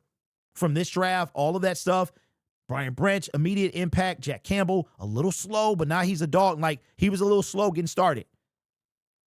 Sam Laporta, Jahmyr Gibbs, dogs all around, right? Okay, that was the pinnacle of this regime. Watch how hard it falls from this point on. We're going to include free agency and the draft. You're talking about catastrophe. It is disaster level here. Y'all remember disaster transport from Cedar Point? That's what it is. And that ride ain't around anymore. All right. So here is, made some pretty decent moves in free agency. We brought in Traquan Smith. I don't think he made the team. Matthew Betts, he didn't make the team. The great Marcus Davenport, Carlton Davis, traded for him. Parker Hess, Amik Robinson, DJ Reader, Kevin Zeitler. So the free agency was not bad. Jake Bates, it wasn't horrible. But the disaster level is the draft. That is the disaster level. Caden Davis, Ben Neiman. I remember these guys. All right. How many? Okay, so we brought in how many defensive tackles? Defensive linemen? David Bada and who else? DJ Reader and Marcus Davenport. And only one of those guys was mediocre, and that was DJ Reader. What about the draft, though? What about the draft? Terrion Arnold, Ennis Rakestraw, okay? Giovanni Manu, Sione Vaki. No, what do you see here? Trey, Makai Wingo, Christian Mahogany. Right? This draft gives you an That's all you get. Why do we do this? This guy has been a non-factor. This guy has been a non-factor. Right? This guy has been a non-factor. This guy has been, that's all you can really say. Now, that's the first year without the Stafford pick. After the second year, if you don't count the first year of 2021 when we traded him away. Now, let's go to the year we just had. 2025 NFL Draft. What did we do in free agency? Make sure I bring it in. Okay, so we have additions, the free agents, and what did we wind up doing? And this might be our biggest list of all. All right, so I'm hoping that the same people are on this list because I want to make sure that they are, but it doesn't appear that they are. Holy mackerel. These are all the additions that we made, but let's go to the free agents. So free agents, the people that are in red did not return to the Detroit Lions. So if you're in red or pink, you didn't return. So Miles Adams, Mitchell Agude, Awasika. We brought back Derek Barnes, Marcus Davenport, Khalil Dorsey. Who else? Emmanuel Mosley never came back. So we brought in Al-Qadim Muhammad. So there's nothing on this list that is impactful, really. It's really not. It's really not. We could take we lost Kevin Zeitler, probably due to a money reason, right? So then let's go down to the draft. Let's go down to the draft. Let's go down here. They got all of this stuff. Okay. All right. Can we get down to the NFL draft? Here we go. Thank goodness. All right. Tyleik Williams, Tate Ratledge, Isaac Tesla. Look at what we gave up. What? Look at this. Wow. So these are a combined of, years and whatever.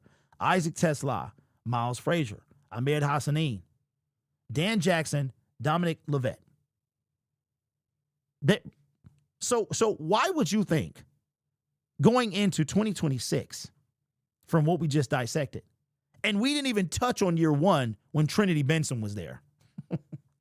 Trinity, he better be glad I'm giving him a pass for year one. Trinity Benson was part of that year one disaster.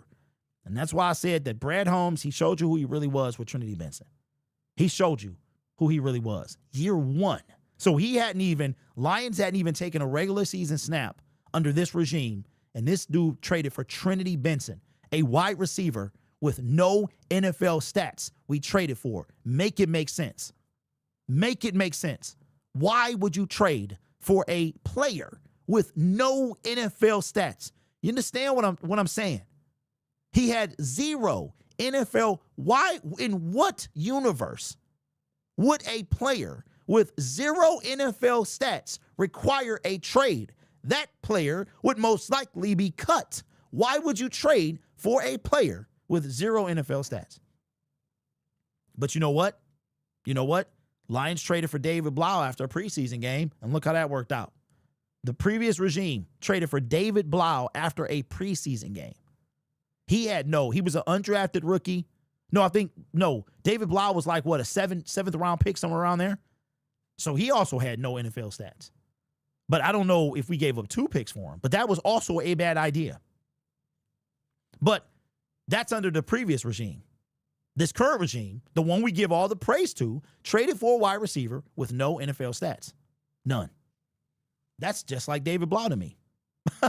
And look, never worked out. David Blau had a better career than Trinity Benson.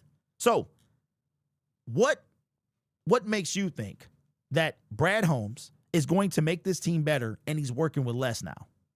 He has less money. He has less capital. And he's supposed to make this team significantly better. I ask you, how? How does he make that happen? Let me know. So, ladies and gentlemen, I am not trying to be negative. I never try to be negative. Do I like to poke the bear a little bit on Twitter? Yeah, because they easily, they are, Pillsbury, bruh. So I take my finger and I jab it 100%. But I'm not trying to be like that with y'all. I've never been like that. But I'm saying to myself, how do we make this happen? I showed you what we've done. You know what we have. Negative $7 million. We need to cut. We have to create money.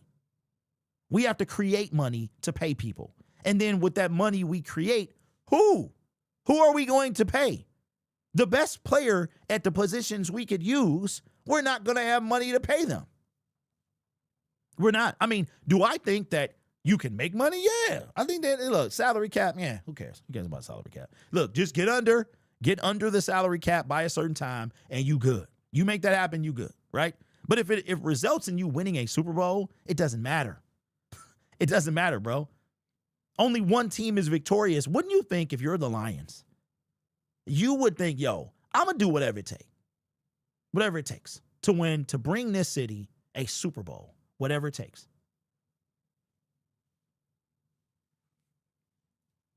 And I think it's funny, man. We watch other teams sell the farm. We watch other teams, sell the farm, mortgage the future. And not all of them win, but some of them do. Why can't we be the one that win? What do the Lions have to lose, y'all? What do we have to lose? What, more losing? We're used to that, aren't we? What do the Lions have to lose? More losing? What are we talking about? One losing, more losing. Oh my God, we had a couple winnings. We finally got that NFC North Championship. We finally won a playoff game in Ford Field. We haven't done that in 30 years. Oh my God, I don't want to go back. Here's what I want y'all to understand. It doesn't matter if we last or if we second. If we ain't Super Bowl champions, it doesn't matter. It doesn't matter. You know what it does? It buys you more time. It makes you excited about the future. Like we have none. There's no reason for you to be excited for 2026. There's none. There's none. We only got 3 wide receivers. Like we need to re-sign half the team. We need to create money to sign players of impact. And we haven't done, like, there's no reason for you to be excited. We ended, the way that we ended 25, do you understand that that was years in the making? That was years of neglect. That was years of, 2025 was years in the making. Y'all just didn't see it. Some of you did. I did. I didn't say we were missing the playoffs, but I knew the Broderick Martins, that they would catch up to you, bro. The passing on while I'm screaming about a pass rush because you're running out of time. You are running out of time, bro. So now you don't have any. Now you're desperate. Now you're desperate. And even watch what I tell you. The desperate Lions will still do nothing. Steve with the super chat. That might be your first one, bro. Appreciate you. Says, is it safe to say that the previous regime set Brad up for success and he blew it? You know what? Set him up for success. No, I'm not going to say that. However, I will say that they did him a solid. I'll say that. They did him a solid with the Frank Ragnow, with the Taylor Decker. They did him a solid because Matt Patricia, he left this team in shambles, bro. He used the pick for Everson Griffin. He drafted Jeff Okudah. So I wouldn't go that far, but I will say that if there's one thing that, or two things that helped this regime, this current regime, is the offensive line of Taylor Decker and Frank Ragnow, and the fact that Stafford was still on this team. Because look, as much as I hate Stafford, well, I don't hate Stafford. Let me, as much as I dislike this whole thing, think about this. Who are the Detroit Lions if there is no Matthew Stafford to trade? Think about that. Right? Think about that. If there's no Matthew Stafford left on this team in 2021 to trade, or if we don't trade Matthew Stafford, there's no second first round pick. So that means that there's no Brian Branch. You know what I'm saying? There's no Jahmyr Gibbs, essentially, because we used the Rams pick to get Jahmyr Gibbs when they sucked. So that means that there's no Jack Kemp. I mean, the timeline is crazy. So I'm not giving Matthew Stafford his love. I'm going off of the regime. Did Matt Patricia and Bob Quinn do this regime a solid? Yes. By Taylor Decker, by Frank Ragnow, and by not trading Stafford before. But who really helped build this team was Matthew Stafford. The ability to trade him, the ability to get 2 firsts for him, that was what kind of took this team to the next level. Because it's a number of ways you could go. If the Lions there's no Ife Melifonwu, right? If the Lions don't have the Stafford pick, who do we still get? We still get Hutch. There's no Jamison Williams on this team, right? There's no Josh Pascal, Jack Campbell, or Jahmyr Gibbs. One of them is gone. I'm going to say Jahmyr Gibbs is gone before 18. I believe that. It would have been Bijan, Jahmyr in any world, but I think that, so 100%. So with no Stafford to trade, this team looks a whole lot different. A whole lot different. We need optimistic fans like Steven. Okay, Steve says, I'm super excited, Derek. You're alone on that. I mean, you're excited.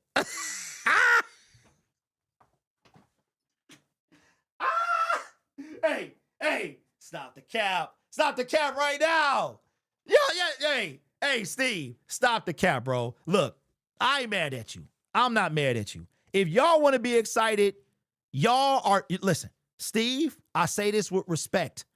If you're excited, it's because you don't care about winning. You do not care about winning. If you're excited for 2026, you do not care about winning. And that is point blank, period. That's point blank, period. You care about being a Lions fan, which is fine. You care about watching games, which is also fine. But you don't care about winning. Because if you cared about winning, you're not excited for 2026. Because I just went over reasons why you shouldn't be. Okay, so if you are excited about, optimistic and being blind is crazy. If you're excited about 2026, please tell me why. Call in, leave a message. We will be off in 2 hours. Call in, leave a message as to why. As a matter of fact, yes, do that. If you're watching this video, I want you to call in to the number and leave a message as to why you are excited about 2026. And I want explicit detail as to why you're excited. It cannot be because no, because of, here's why, a list. Because I gave you a list of why you shouldn't be excited. Give me a list of why are you excited. Here's why. Because I believe this. Great detail. That's what I need to know. Ain't nothing to be excited about. We barely had a winning record. I'm not optimistic or blind, says Steve. We're super talented and we can get it done. Steve. What? No, Steve, I don't know. Sometimes, man, I think that somebody hijacks your channel. Because one day you like Derek, Brad Holmes, and then the next day you like Brad Holmes needs to go, and and now you're saying your quote was, "I'm not optimistic or blind. We're super talented, and we can get it done." That is not a reason, bro. Super talented, and what happened? We missed the playoffs with super talented players. Come on, man. That does not fly with me. Give me a reason. Because we're super talented. Okay, all right. And what does that mean? We can get it done. What is this, Bob the Builder? Can you fix? No. How? Why are you? Because we're super talented. Okay. What did that super talent get us, bro? 9-8 at the crib. Pro Bowl games. Like, what are we talking about? Rufus with the super chat says, I'm excited like going to a NASCAR race and waiting for carnage. Oh, man, I can't with y'all. I don't know. Do y'all think I'm being over dramatic? I'm not trying to make you feel like me. I'm asking legitimate questions. What do you have to be excited for? I know I'm not the only one that feels like something is different. This is the first year to me that it's felt like there's nothing waiting for us. There's more disappointment. Before it was, this team, listen, they're not quitting. Notice nobody ever says that anymore. We're not the same team that we were. We're not that team that one thing you knew about the Lions, they were not going to quit. You knew that. And we played like it, bro. And now we sitting up there, hey, go Cure. Go Lions. Sam Bernstein, RESPECT. Now we own commercials. Now we Applebee's, bro. We might need to go back to like the trenches, man. Go back to the no commercials. Give me them Lions back. It was cool. Fine. I want Rocky in Russia. I want him. You know what happened? Look, listen. Shout out to Sylvester Stallone because it is literally a Rocky movie.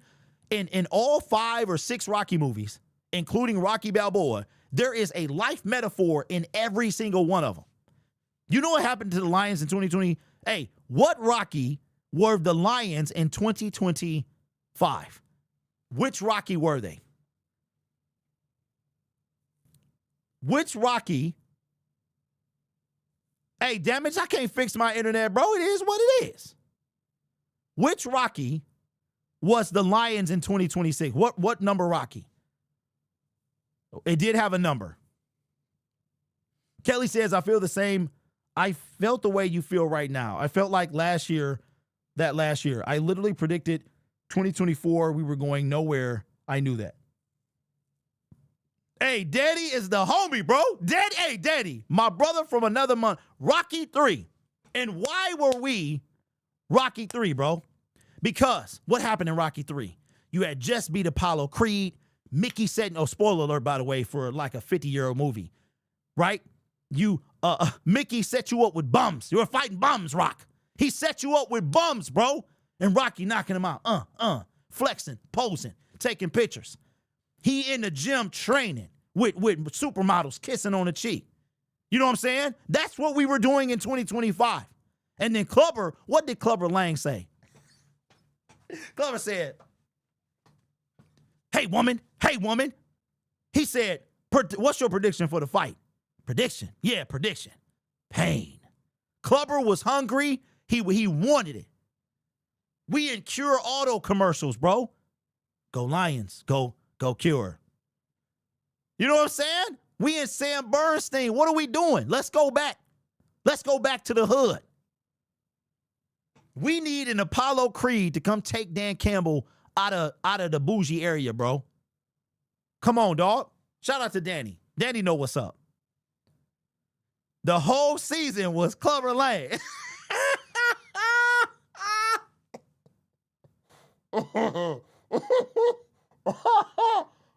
And look, except there was no comeback for us, bro. Steve says we went 9-8 with a terrible OC and organizational issues. Imagine that we're that good. Steve, I came with you, bro. I need you to pick a side. I need you to pick a side, bro. I don't know if maybe you woke up on the right side of the bed today and the other days you wake up on the wrong. You need to pick a side, bro. You need to pick a side. I can't. You know what? Rocky doing American Express commercials and Dan Campbell and Applebee's. Hey, Pistons back in the hood, absolutely. Absolutely. Only thing that got me hype about 2026 is Bradley in Detroit. Hey, y'all, listen. Steve, you can pick a side. You can choose the Lions without being blind, without being critical, man.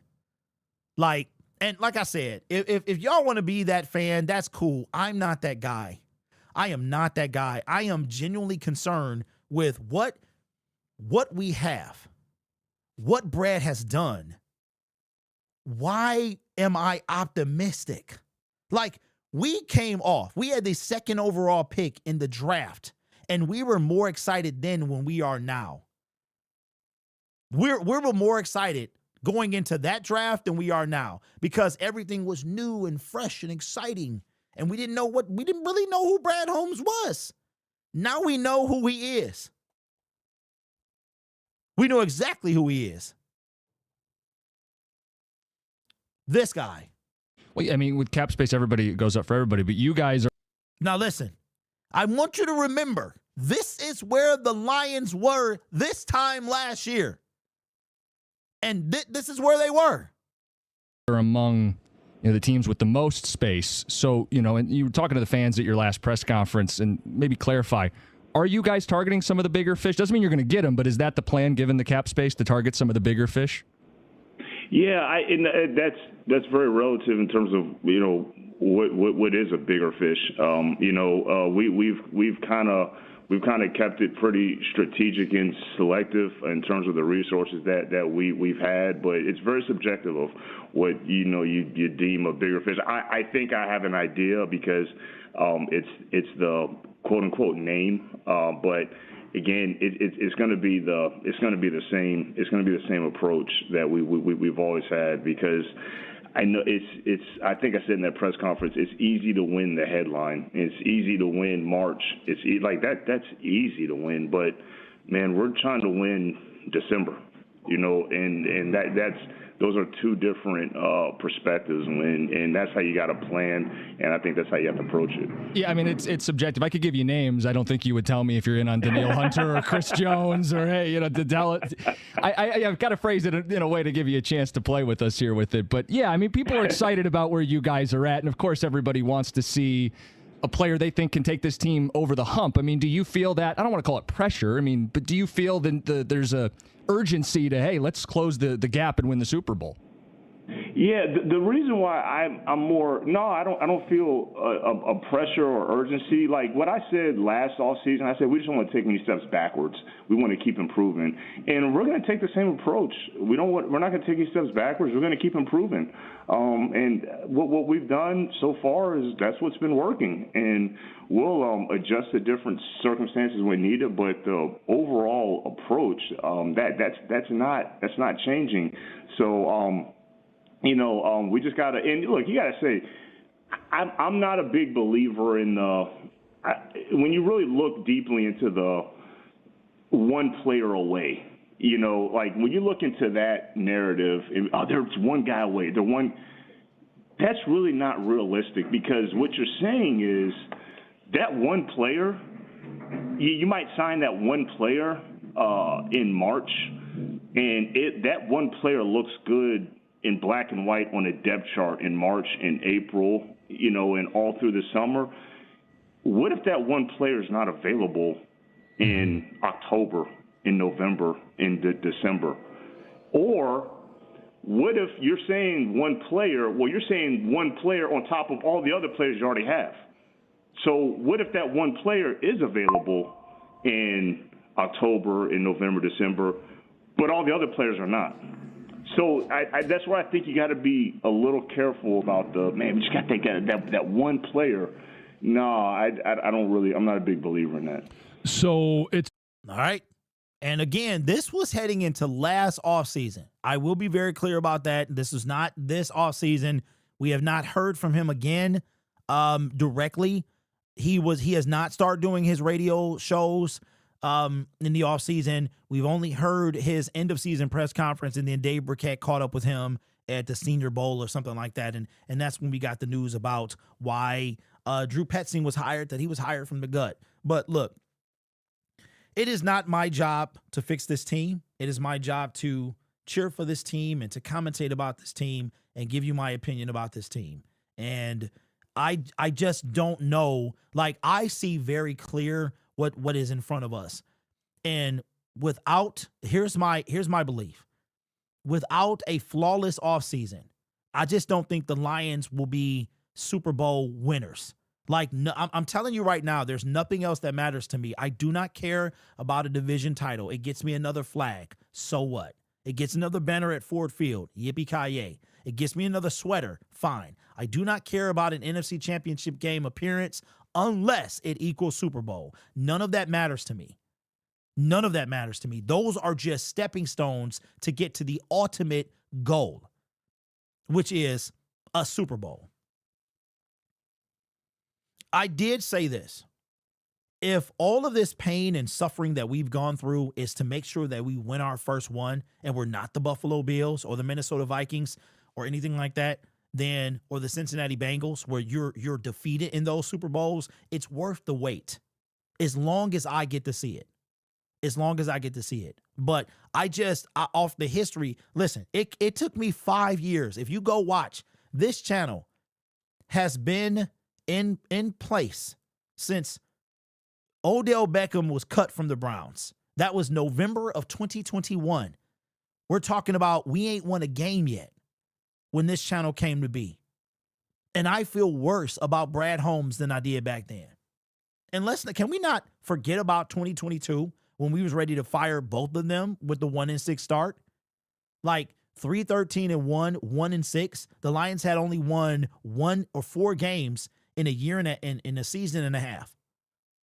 And I think that if you've paid attention like we have been, you will see that the writing has been on the wall for certain things that this regime would do. And I want to be clear about something. I'm not absolving Dan Campbell of his wrong in this. I just think Brad Holmes, what he's done, because he is the general manager of this team, he is the one that is responsible mostly for personnel. If there is a decision to be made, what he wants will come over the coach. Now, you want them to be on the same page, but he has to make an executive decision. That's his job to do. Right? Dan can't fire Brad, but Brad could fire Dan. So if you can fire me, then you have hierarchy. You can make boss decisions. Okay? So with that being the case, that is the show. Had no idea we was going for 2 hours, man. But that's what I love about doing these shows is that they have no structure. They are, they go as the people go. The more we have to say, the more we talk about. And that's why I'm here. If you want to be excited, fine. I'm excited about season tickets, kind of, right? To see okay, it's cool. Okay, what kind of loyal stuff do you get? How do they treat you? Like, I'm excited about that. But as far as the season, right now, that could change May 1st. That's why I say about May 1st, I'm gonna know exactly who we have. Like, my final assessment of Matthias will be May 1st. I will know, like, nope, he ain't the one. I'm gonna make a prediction, like either he's the one or he's not. That's it. I don't buy that he is, but depending on, because he has to take a grenade, a paper clip, a rubber band, and some shoestring, and he need to make this a Super Bowl team. So I'll be working on my Brad Guyver shirt. Anyway, y'all, have a great Monday. Thank you for being here. Sorry I was late. I thought I put 1:30, but I put 1:15, and I will see you guys on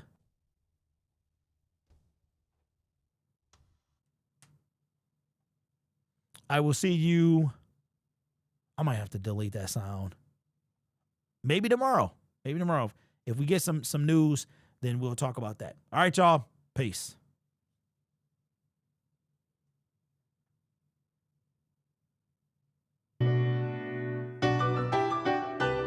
This is where we come from, yeah, we did it. City on my back, I'm committed. This is where we come from, yeah, we made it.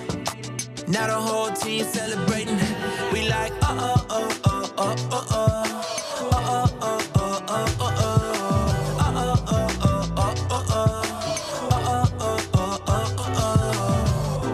Don't mistake the new me for the old me. They can't stop me now, I'm with the home team. No beginner, I'm a winner. Took a couple losses, now I'm cooking, let me simmer. Yeah, tunnel vision, all I see is win, win, win, win. This my city section where you been. We move faster alone, but go further together. We can weather any weather forever. A dream team, I done seen things. Confidence is on 100,000. I got family for miles, running up the mileage. Made it through some trials and some tribulations. Now me and the team out here celebrating, yeah. This is where we come from, yeah, we did it. City on my back, I'm committed. This is where we come from, yeah, we made it. Now the whole team celebrating. We like,